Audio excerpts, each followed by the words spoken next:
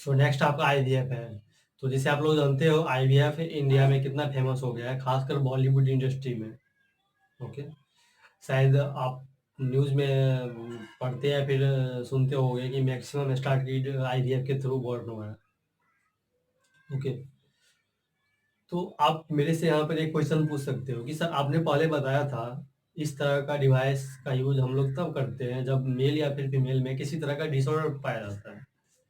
तो क्या इतना जो मेल या फीमेल इस तरह के डिवाइस का यूज करता है, क्या सभी में इस तरह के डिसऑर्डर पाया जाता है? तो नहीं, ऐसा नहीं है। देखो, आईवीएफ वैसे ये लीगली यूज किया जाता है कुछ स्पेशल केसेस में, लेकिन खास इसका यूज इलीगली भी किया जा रहा है इंडिया में बहुत ज़्यादा। तो आप लोग हेडिंग डालो, उसके बाद समझते हैं आईवीएफ एक्चुअल में है क्या।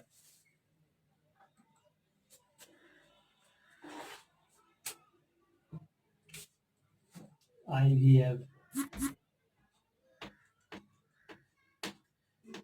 आप इसको in vitro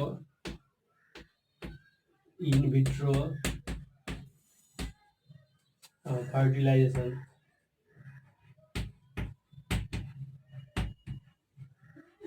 in vitro fertilization इसका फुल फॉर्म होता है आईवीएफ का। और इसी में लिख लेना थोड़ा, फर्टिलाइजेशन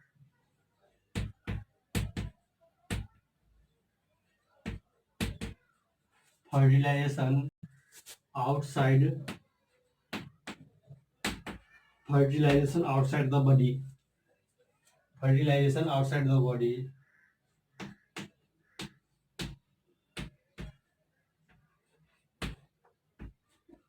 तो देखो, आईवीएफ को हम लोग टेस्ट ट्यूब बेबी प्रोग्राम भी करते हैं। क्या कहते हैं? Test tube baby programme. इसमें फर्स्ट पॉइंट लिख लेना आप लोग, also called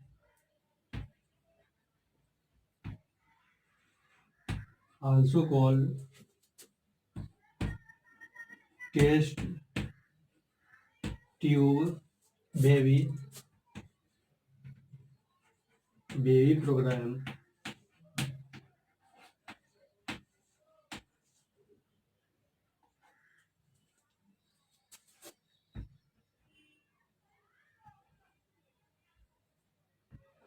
test tube baby programme.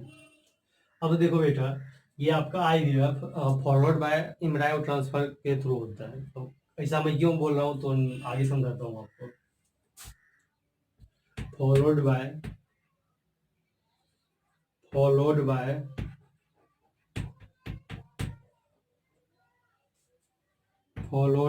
Embryo transfer.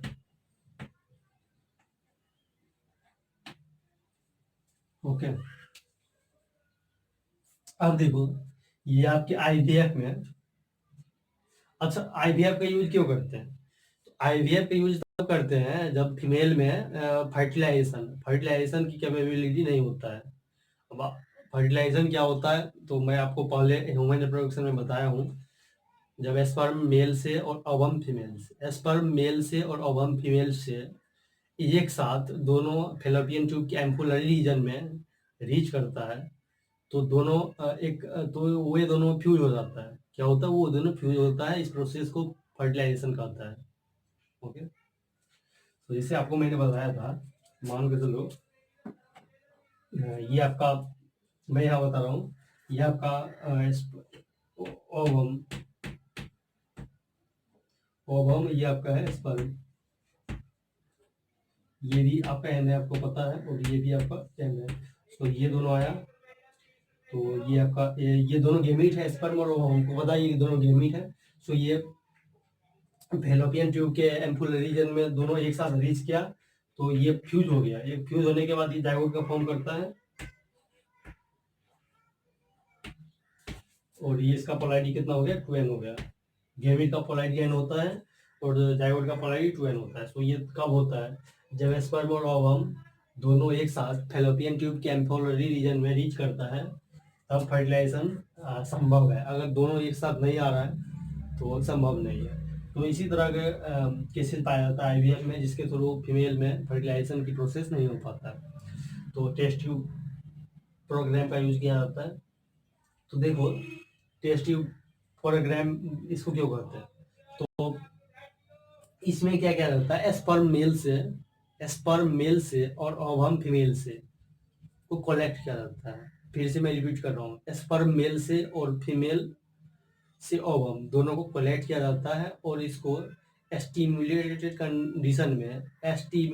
Condition में लेबोरेटरी के अंदर इंड्यूस किया जाता है। क्या किया जाता है, इंड्यूस किया जाता है। मान चलो यहाँ पे आपका ये आपका ये कोई लेबोरेटरी है जो जिसके अंदर स्टिम्युलेटेड कंडीशन है, जिसमें ओवम मेल से ओवम फीमेल से ले गया है और इस पर मेल से ले गया है और इसको इंड्यूस कराया गया है। तो इंड्यूस कराया जाता है तो ये आपका एन और एन 2n का फॉर्म करता है, जिसको जाइगोट करते हैं। ओके, इसी तरह से है। अब देखो जब ये जाइगोट आपके टेस्ट ट्यूब में या फिर लेबोरेटरी में स्टिम्युलेटेड कंडीशन में फॉर्म हो जाता है, तो इसको बॉडी के अंदर फेलोपियन ट्यूब में, फीमेल के अंदर फेलोपियन ट्यूब में ट्रांसफर कराया जाता है। अब यहाँ पे दो केसेस है, या तो आप इसको फेलोपियन ट्यूब में ट्रांसफर कर सकते हो या फिर यूट्रस में कर सकते हो। तो जब आप इस जायगोट को फीमेल के फेलोपियन ट्यूब में ट्रांसफर करते हो तो इस प्रोसेस को ZIFT कहते हैं। क्या कहते हैं, ZIFT, zygote intra fallopian transfer, zygote intra fallopian transfer. Okay, और जब इसी जायगोट को आप यूट्रस के अंदर आप ट्रांसफर करते हो तो अब इसको क्या कहते हैं, intra uterine transfer, IUT, intra uterine transfer. अब यहाँ पे क्वेश्चन आ रहा है, इस तरह आप जायगोट को कब फेलोपियन ट्यूब में और कब यूट्रस के अंदर ट्रांसफर करेंगे। तो देखो जब, जैसे आपको मैंने पहले ह्यूमन रिप्रोडक्शन में बताया था कि ये आपका जो जर्म सेल है, जर्म सेल में म्यूटेटिक डिवीजन होता है, जिससे 2, 4, 8, 16, 64 सेल का फॉर्म होता है। तो और इस सेल को क्या कहते हैं, ब्लास्टोमर्स कहते हैं इस सेल को ब्लास्टोमर, इस डॉटर सेल को ब्लास्टोमर्स कहते हैं। तो जब आपका ब्लास्टोमर्स 8 तक होता है, कितना तक होता है, 8 तक होता है, तब इस जाइगोट को आप फेलोपियन ट्यूब के अंदर ट्रांसफर कर सकते हो। ओके, और जब आपका ये ब्लास्टोमर्स मोर देन 8 होगा तो आप इसको यूट्रस के अंदर ट्रांसफर कर लो। ओके, तो यही था। तो इसी में आप लोग लिख लो नीचे से, in this method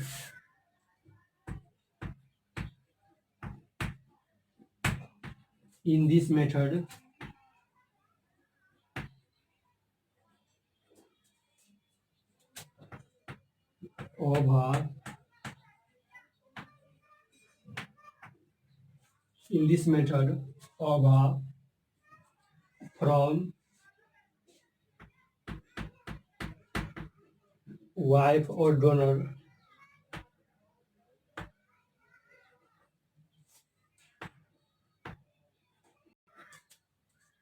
and sperm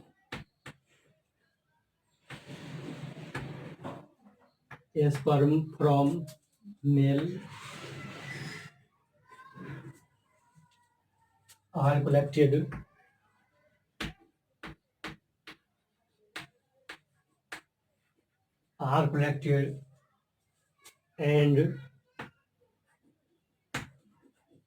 and are induced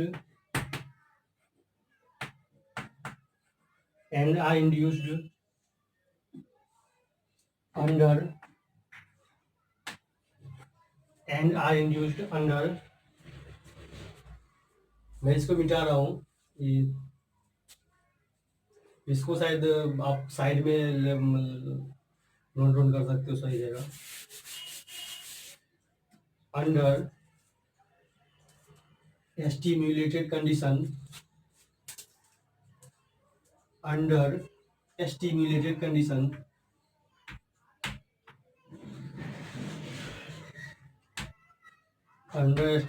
condition in laboratory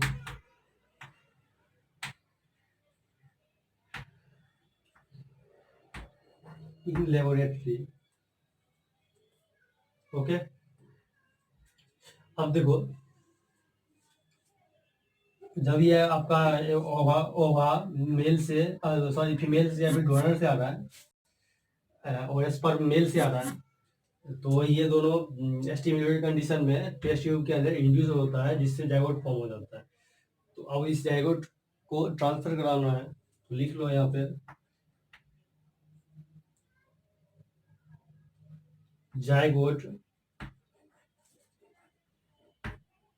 zygote, अच्छा, जाइगोट को अर्ली इम्ब्रायो भी कह सकते हो, जाइगोट या फिर early embryo.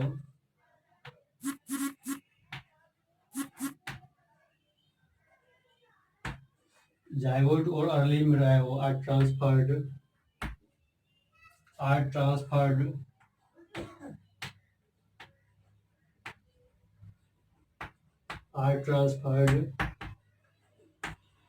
into fallopian tube.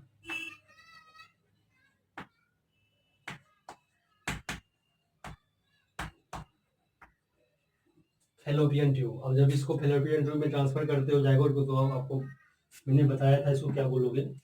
इसको हम लोग कहते हैं ZIFT।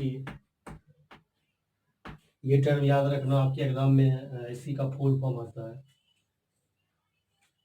ZIFT।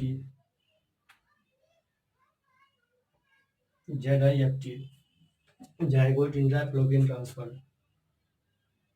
मैं इसका फुल फॉर्म भी लिख दे रहा हूँ।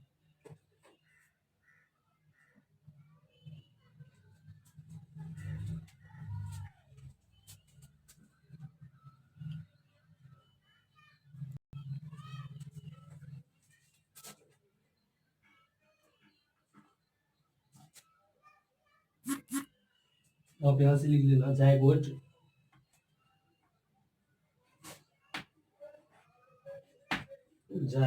Intra fallopian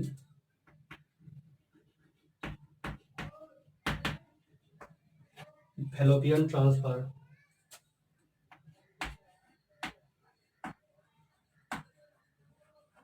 zygote intra fallopian transfer.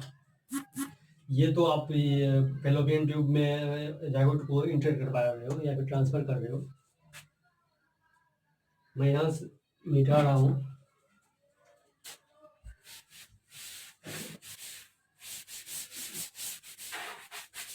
या फिर आप इसी को यूट्रस के अंदर भी ट्रांसफर कर सकते हो। और यूट्रस के अंदर कब करते हैं, तो मोर देन 8 ब्लास्टोमर्स होता है। तो यहाँ पर लिख लो और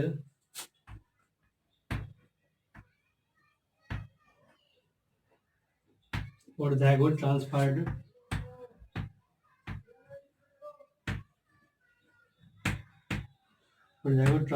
into uterus।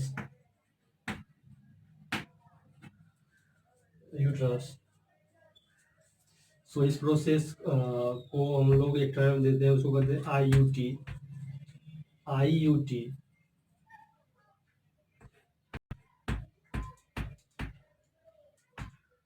अब IUT का फुल फॉर्म क्या है, तो ये भी आप लोग देख लो।